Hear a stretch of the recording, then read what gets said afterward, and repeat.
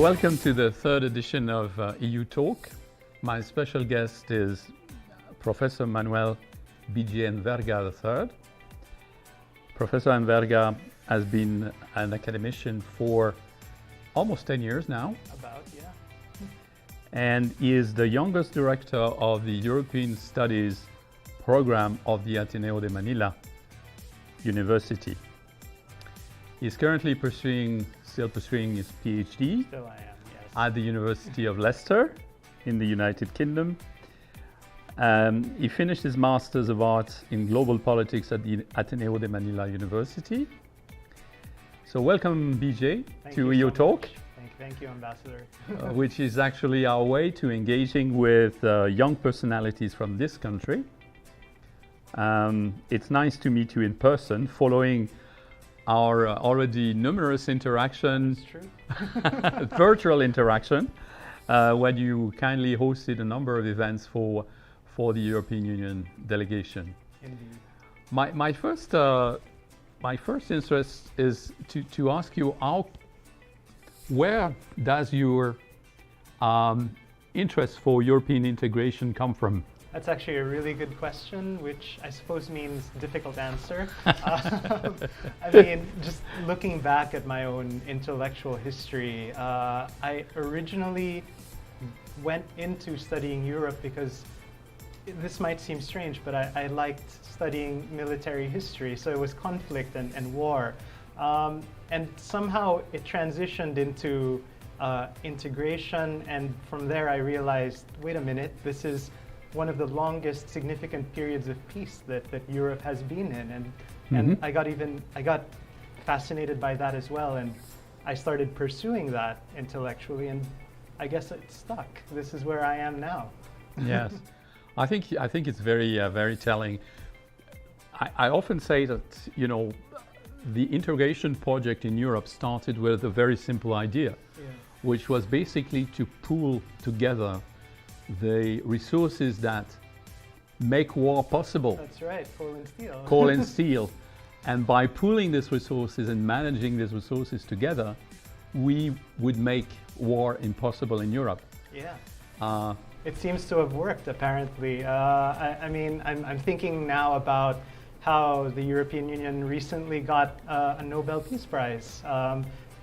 I suppose that may have been surprising to some people, but I think that it's quite deserved if you look back and notice that for a long time the history of Europe has been a history of conflict, and somehow that has more or less dissipated.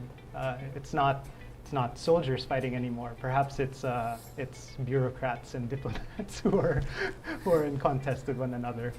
Yes, exactly.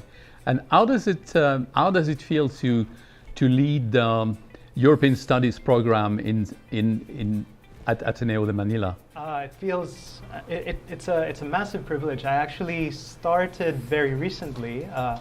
It feels very recently, but it's been over a year now that I've been director. And this is a slight digression, but it was a challenge to come in the middle of the pandemic, or the start of the pandemic. But it feels like a massive, it feels very much like a privilege, because I'm leading a team of specialists who know many different things about Europe, and every time we interact, it feels like I'm learning something new. And I suppose that's one of the wonders of being an academic, is you don't stop learning. And since my colleagues come from different disciplines, I do have colleagues in economics, in history, political science.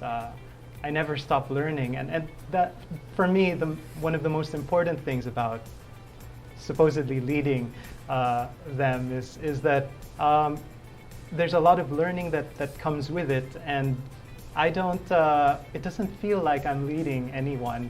It feels like they are, in a way, leading me, although that sounds cliche.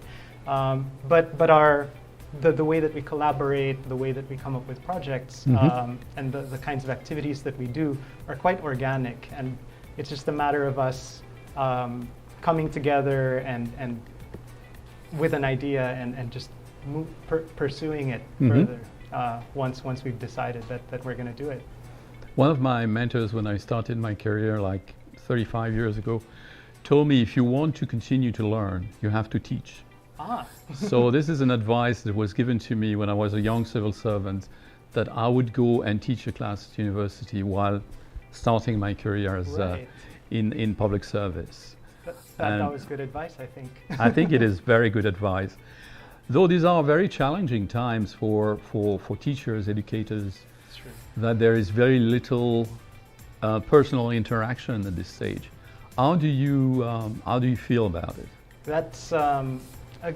That is actually one of the difficulties I think that teachers have to face.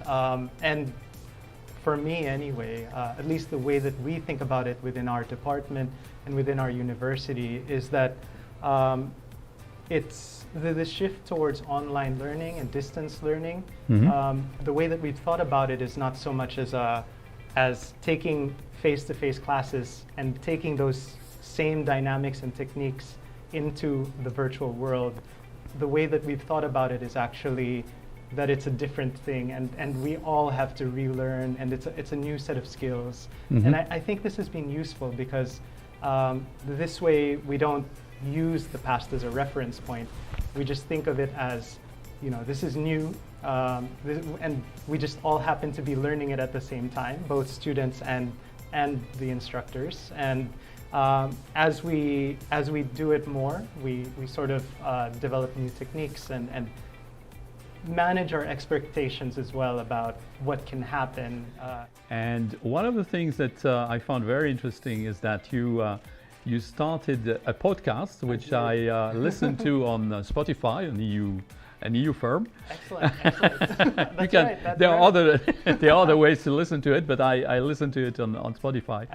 We recommend Spotify as an EU firm. So how did you come up with this idea to have a podcast?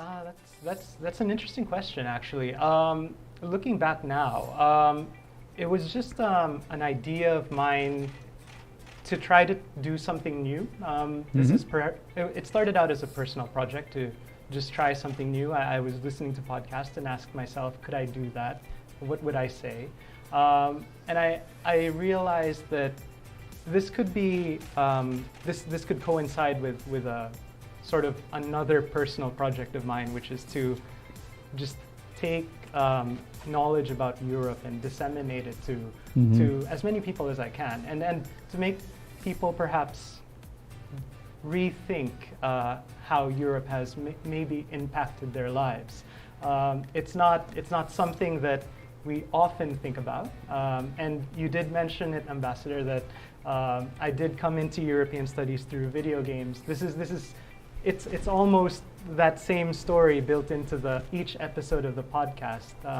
We would talk about, we would look at something in popular culture and see where it connects to Europe. What's the name of the podcast again? Europe Speak? It's called the Eurospeak podcast. Europe Speak podcast. That's right. That's why we have now EU Talk, because it was already copyrighted. And one of the episodes that I particularly enjoyed, but maybe you can say a few words about it, is Game of Thrones.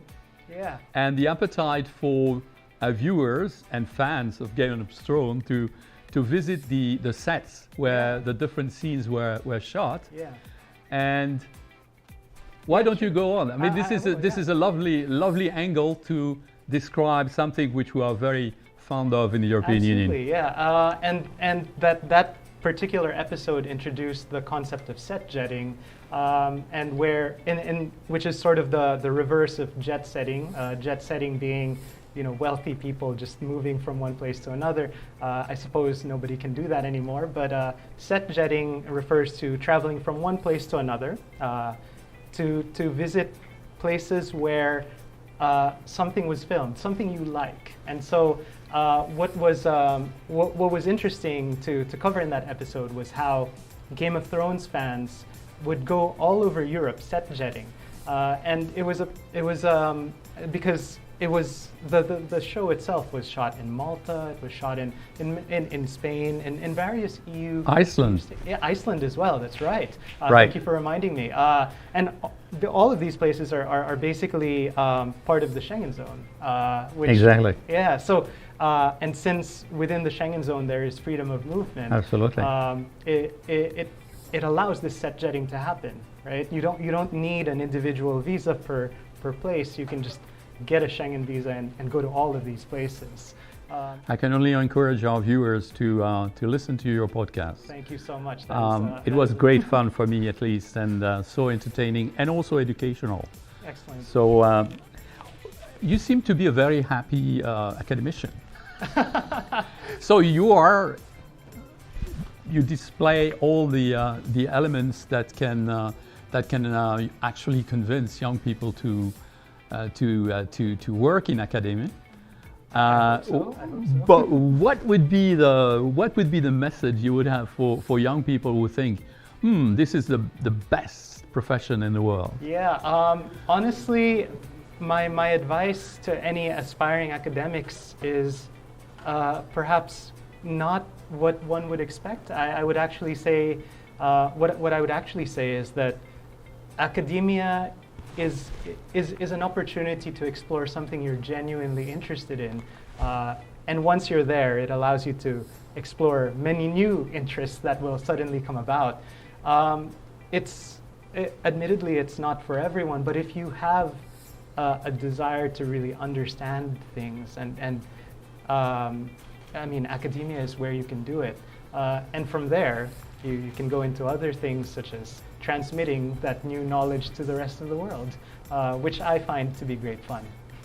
Thank you very much. Thank you very much for your presence today, and I wish you all the best. Thank you so much. It was a pleasure to be here.